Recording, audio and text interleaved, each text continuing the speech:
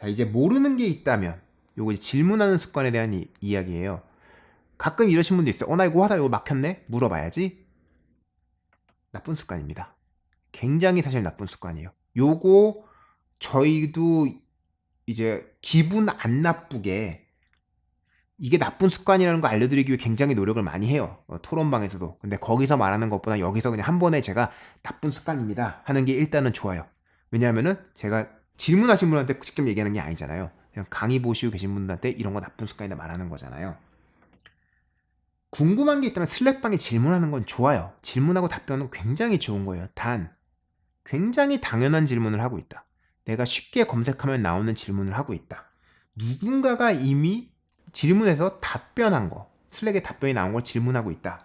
이런 경우는 여러 가지 문제점들이 있어요. 첫 번째는 이런 경우, 다른 학생이 비슷한 질문을 했다. 그러면 근데 신경 안 쓰고 저는 똑같은 질문을 10번을 해요. 저가 아니라 여러 사람이. 그러면 10개의 질문에 답이 달린 게 있고 안 달린 게 있겠죠. 그죠? 그리고 어떤 질문은 답이 좀 제대로 달린 게 있을 거고 어떤 질문은 좀 답이 부실하게 달린 게 있을 거예요.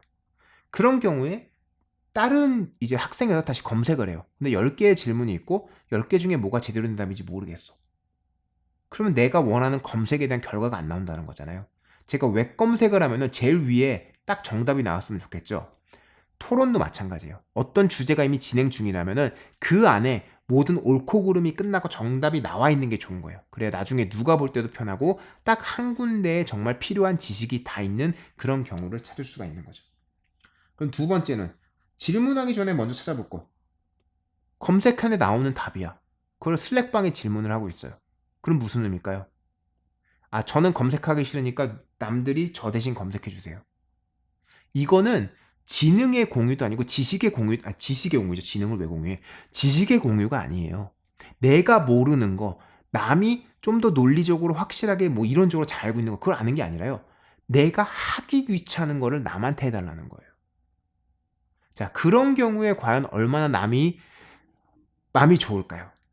그 간단하게 찾아주고 나한테 물어보지? 이 생각을 하지 않을까요? 실무에 가서도 사실은 그래요.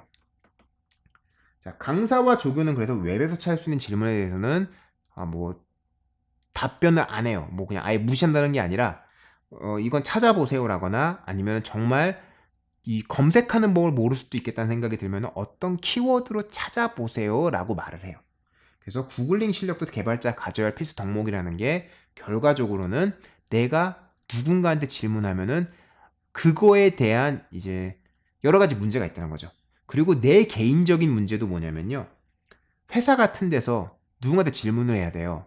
근데 그 사람은 보통 자기 일이 또 있어요. 바쁘시잖아요. 그럼 그 사람한테 질문하려고 하는데 그 사람의 일을 방해해야 돼.